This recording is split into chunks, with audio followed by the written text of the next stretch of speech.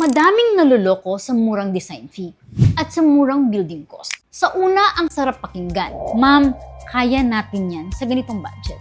Sir, sobrang baba lang ng design fee natin. Walang problema, kami na bahala sa lahat.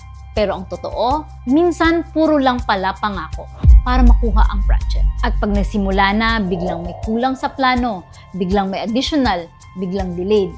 O mas masakit, iniiwan na lang ang client sa ere. Madami na akong nakausap na clients na ganito ang nangyari sa kanila. Excited silang magsimula, pero nauwi sa stress, dagdag gastos, at sirang tiwala.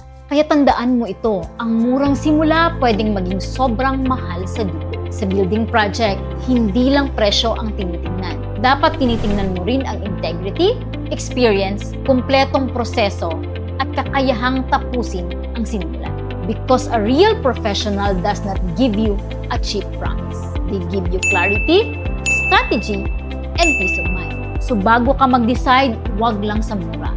Doon ka sa may paninindigan, may sistema, at marunong tumapos ng project. Because your project deserves more than promises. It deserves results.